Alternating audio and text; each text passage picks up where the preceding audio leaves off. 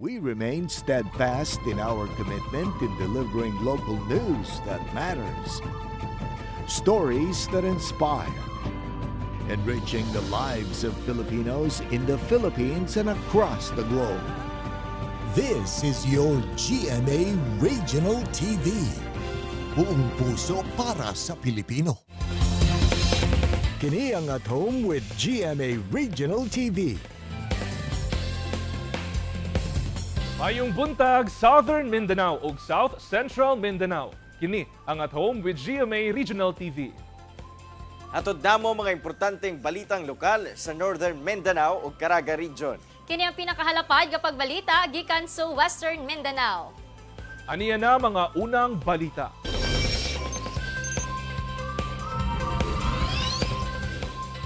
Ipatuman na sa Enero sunod tuig ang bagong speed limit sa Davao City. Dunay mga dalan nga gipatasan ang speed limit. Duna say mas gipaubsan pa. Ano ang report ni Argel, relator.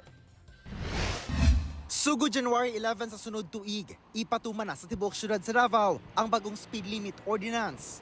Sa open roads, sa Davao Bukidnon Road, gikan Lacson hangtod Marilog Buda boundary, 80 km per hour ang maximum allowable speed alang sa light vehicles o motorsiklo, samtang 50 km per hour alang sa trucks, buses o pampasaherong van.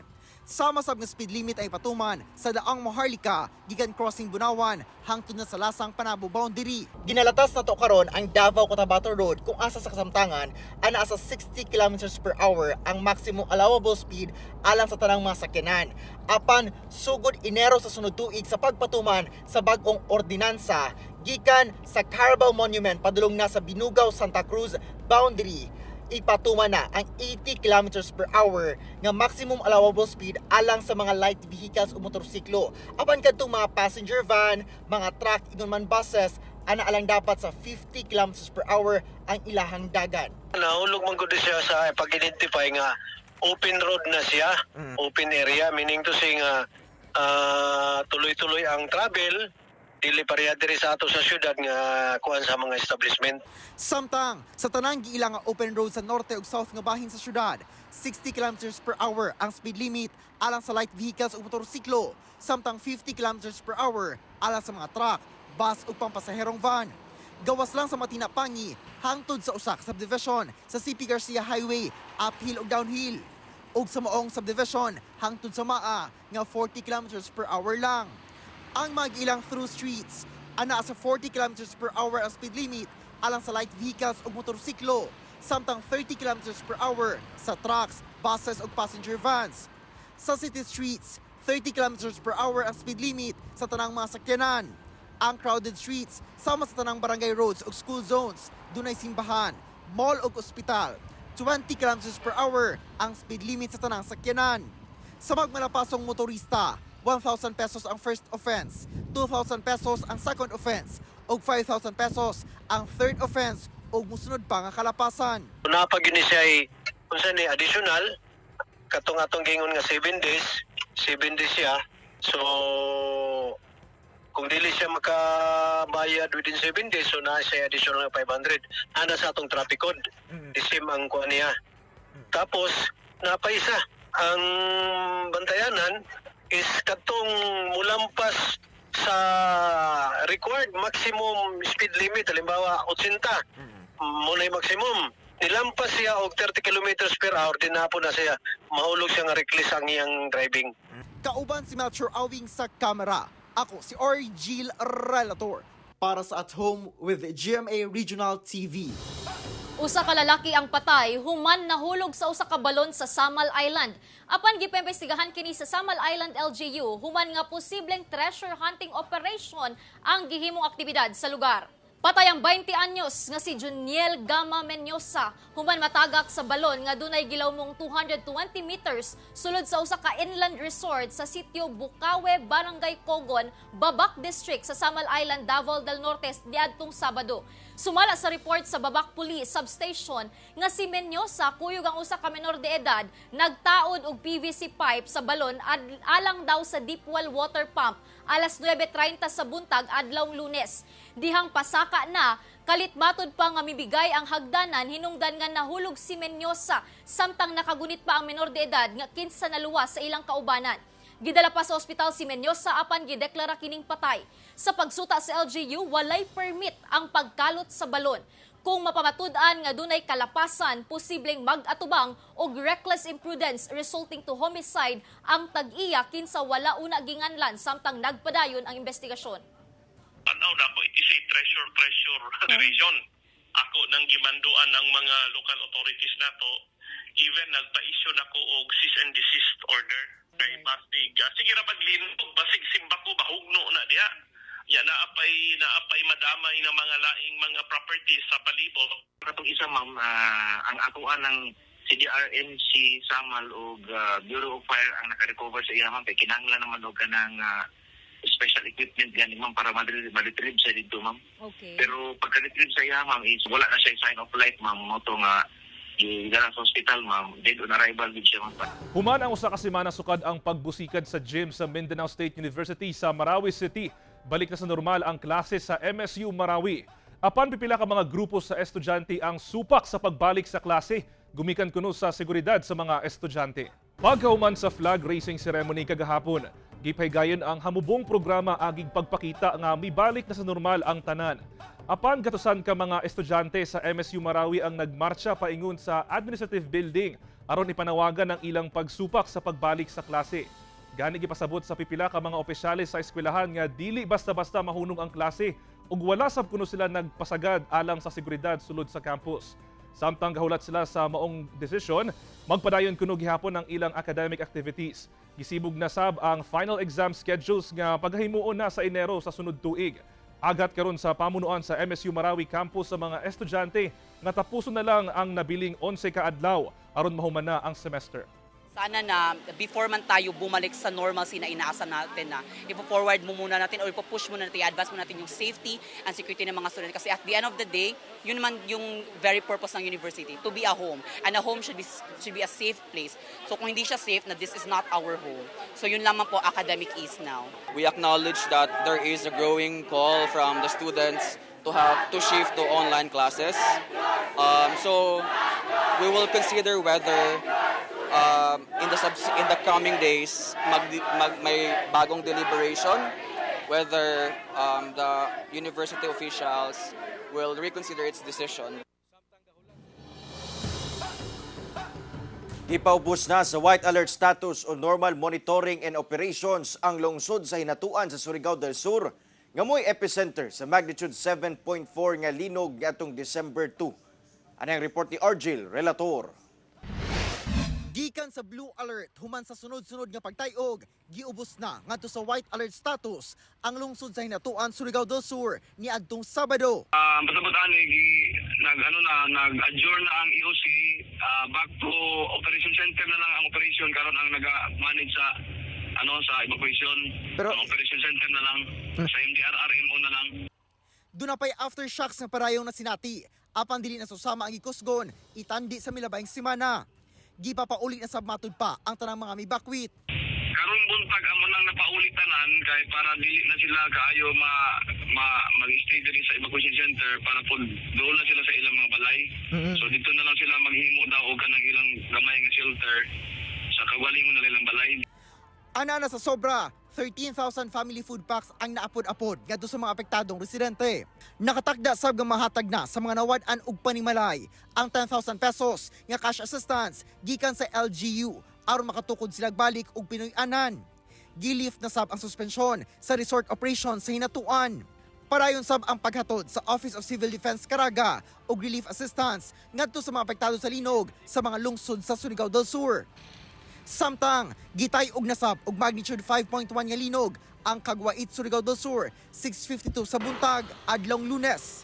Ginasuta pa kung dunay dugang danyos sa maong pagtayog. Ako si Argel, relator para sa At Home with GMA Regional TV. Kini ang At Home with GMA Regional TV.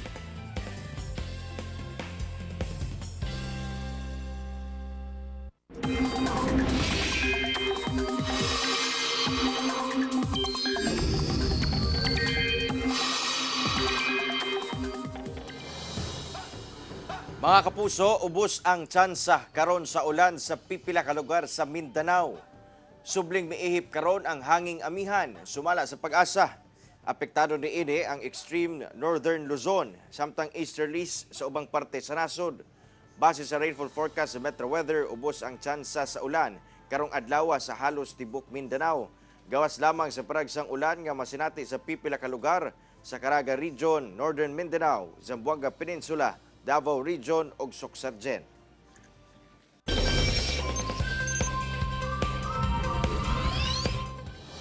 Di-17 ang samdan human nagbangga ang duha ka train sa Italy.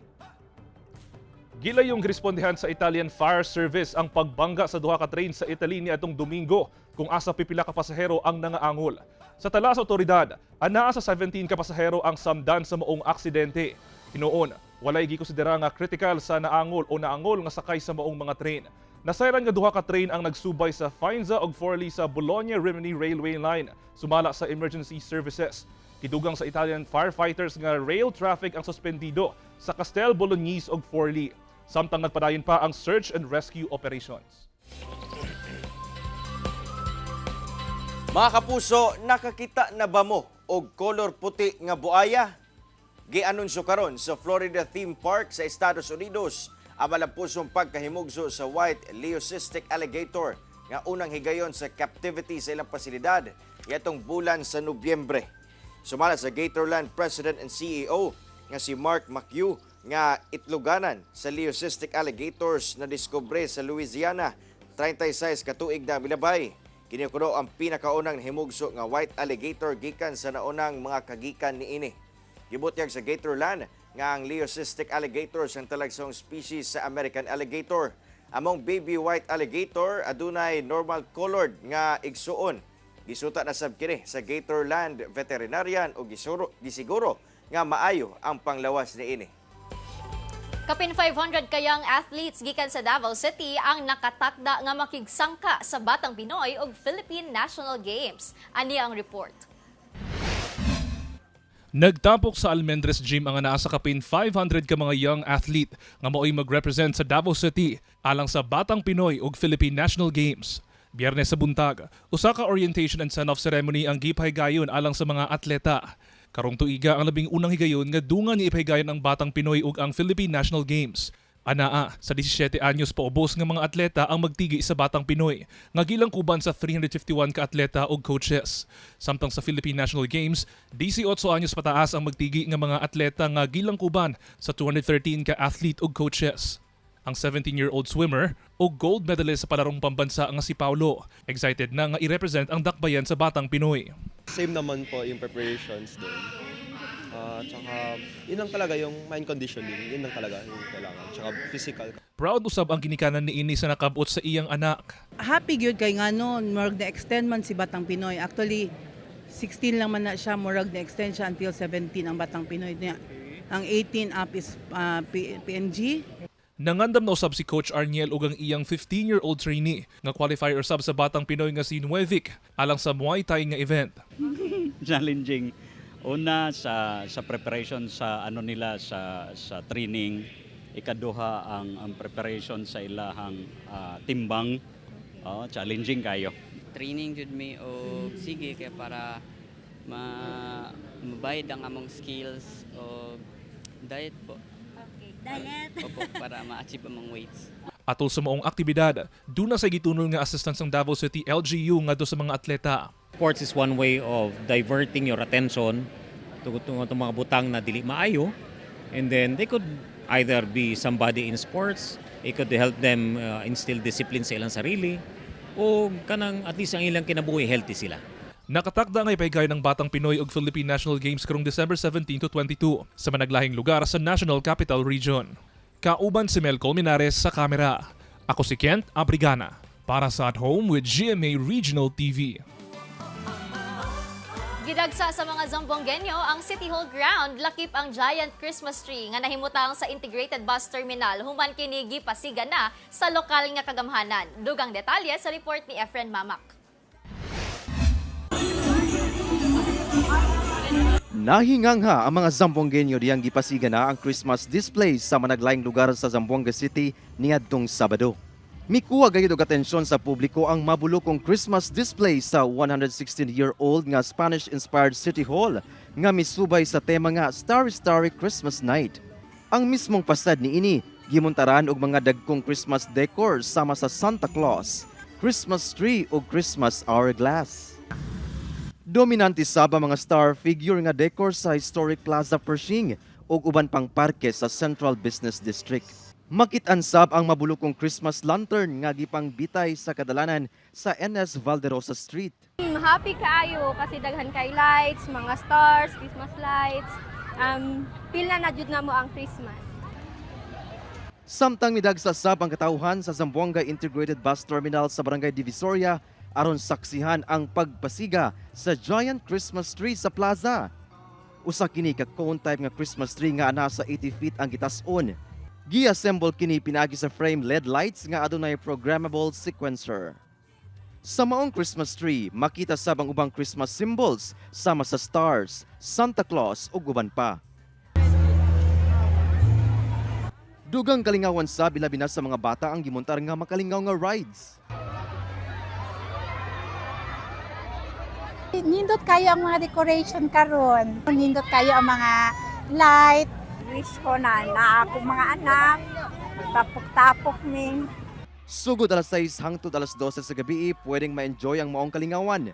Gipaniguro sab sa otoridad nga hapsay ug malinawon ang maong aktibidad. So the security, we already met twice na no, nag-meet ang PNP, ang MBLT 11, and then yung Task Force Ordinance. Traffic Management Unit, we already met. All the motorcycles will park in the adjacent property in the other side of the road. Ako si Efren Mamak para sa At Home with GMA Regional TV. Kini ang At Home with GMA Regional TV.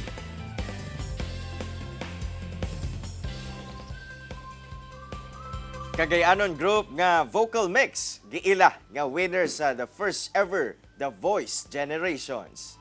Ang pambato ni Coach Tel alang sa Team Stelbound nga pride sa Cagayan de Oro City nga vocal mix ang nag-uli sa kampyonato sa labing unang The Voice Generations sa Pilipinas ug Asya.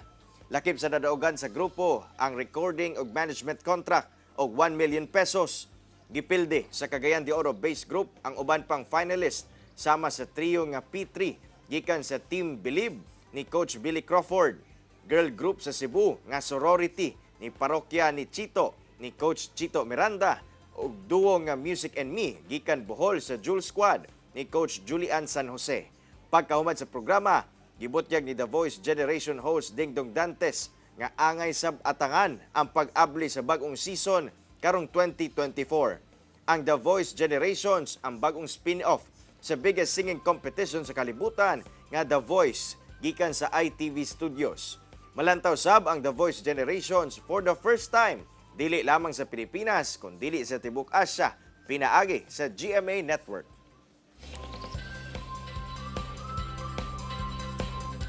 Presyo sa mga buhi nga baboy, karne ug bisan lechon misaka na sa Zamboanga City. Samtang City Veterinarian Office mas gipahugtan sab ang meat inspection sa syudad. Anyang report ni Efren Mamak. Misaka na ang presyo sa mga buhing baboy nga ginabaligya sa Santa Cruz Public Market sa Zamboanga City. Depende sa gidakon, ana sa 6,000 pesos pataas ang presyo sa mga buhing baboy nga mas taas kung itandi niadtong Setyembre nga magsugo sa 5,500 pesos. Tapasakat na ako ngayon na Bureau of Animal Inspection. Tapi para sila para ara Noche Buena. Sagad sa mga buhing baboy gikan pa sa Zamboanga del Sur, Zamboanga del Norte ug Zamboanga Sibugay, gawas sa munisipyo sa Ipil. Ang munisipyo sa Ipil is being declared as red, no? So ang mga baboy gikan sa Zamboanga del Norte ug Zamboanga del Sur, dili sila pwede ang mga trucks nila dili sila pwede maghapit sa Ipil kay mag-pick up og mga animal. Samtang misaka na sabang presyo sa karning baboy sa Magay Public Market, mapalit na kini gikan 300 hangtod 320 pesos matag kilo nga mas taas kung itandi sa milabayng bulan nga ana sa 280 hangtod 290 pesos. Ang taas nga demand karong holiday season, posibleng hinungdan kuno sa pagsaka sa presyo. Ang bili 320, Yung paa, paikot, pork chop, pwede 300. Misa kasabang presyo sa lechong baboy kung asa 6,000 pesos ang pinakabarato ug ana asa 600 hangtod 700 pesos ang per kilo niini. Ang lechon belly gikan sa 1,500 pesos karon ana kini sa 1,800 pesos. Sir, limited lang yung namin. Limited lang yung pagkuha ng order. Hinihintay muna namin kung may mga supplies na dumating na, saka tayo kukuha ng order. Matod sa City Veterinarian's Office, ana kuno sa 16 ka meat inspectors ang nakadeploy sa mga slaughterhouse sa syudad, lakip mga tindahan ug karne sa mga barangay nga mo siguro sa kalidad sa mga karne. Nagpaimang no sabang City Vet nga bawal magpahid og dugo sa mga karne aron lang ingnon nga presko kini. Ang blood manggod is medium for growth sa mga bakterya. So, gina-discourage na namo sila. Mapreso ba sila doon? Ma-penalize lang sila for malpractice or malpresentation or sa display nila. Sa amo ay 500 pesos ang administrative fine. Kung usbon pa nila, musaka ang penalty, then closure sa ilang business. Kauban si Sim Romero sa kamera. Ako si Efren Mamak. Para sa At Home with GMA Regional TV. Di pa ilawom sa workshops ang tulo ka mga estudyante nga benepisyaryo sa 4P sa Region 12 atol sa gipaygayon nga National Children's Congress sa Maynila. Natagan sab sila og gigayon nga makasuroy sa managlaing atraksyon sa kauluhan. Ano ang report ni Abby Caballero?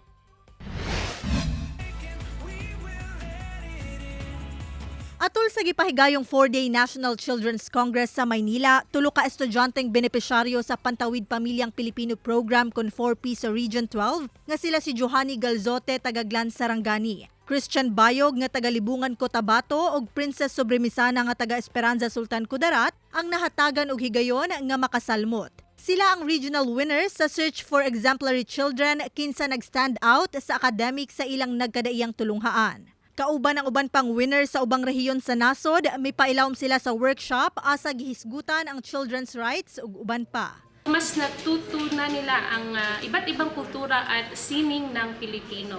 Namasyal din ang mga bata sa Luneta Park at iba't ibang attraction sa Manila. Nang hinaot ang DSWD nga ilang pahimuslan ang ilang natun-an sa maong aktibidad ug mas magkugi pa sila sa ilang pag-eskwela. Sana baunin nila yung mga kaalaman at karanasan. Through this activity, mas na-inspire namin sila na mas mangarap pa, hindi lang para sa kanilang sarili, but of course sa kanilang pamilya at sa kanilang komunidad. Ako si Abby Caballero para sa At Home with GMA Regional TV.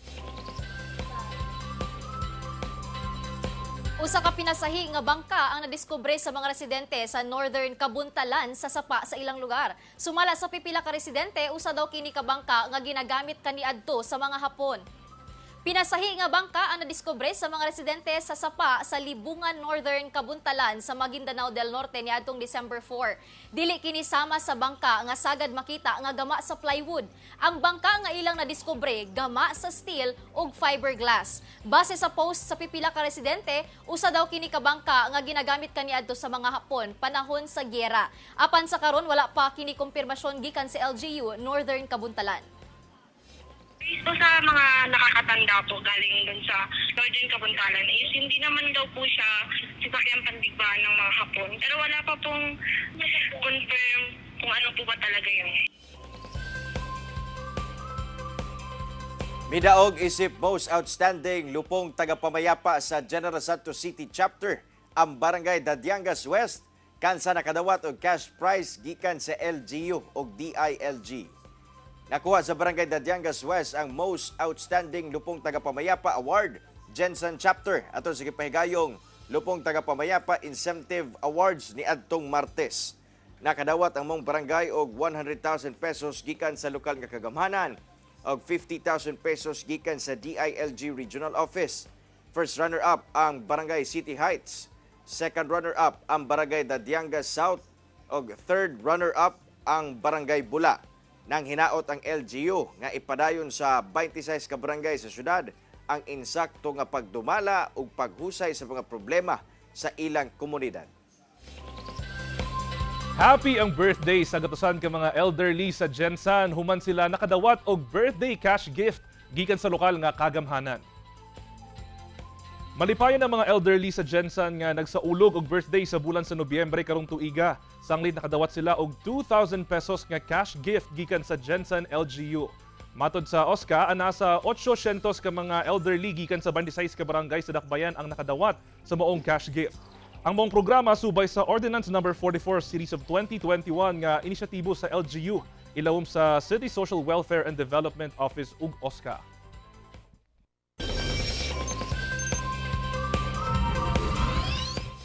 Mga kapuso, truly inspiring and motivating gayod ang mga istorya nato this morning. Sama nining punultihon ni Faith Hill, usa ka American singer. If there is love in your heart and in your mind, you will feel Christmas all the time. Mga kapuso, 13 days na lang, Pasko na! Mao kanto ang mga ulahing balita sa Mindanao karong adlaw. Mamahimon ninyo kining makita pag-usab pinaagi sa pagbisita sa official website sa GMA Regional TV o bisita ka mong official YouTube channel o i-click ang subscribe button para sa pinakaulahing balita. Daghang salamat sa mga kapuso sa Mindanao nga nagalantaw kanamo sa mga kapuso abroad. Padayon lang sa pagtutok sa mga lokal nga balita matag adlaw tungod sa GMA Regional TV. Local news matters. Kami sa At Home with GMA Regional TV, tibuok puwersa para sa mas dakong misyon ug mas halapad nga pagserbisyo sa nasod.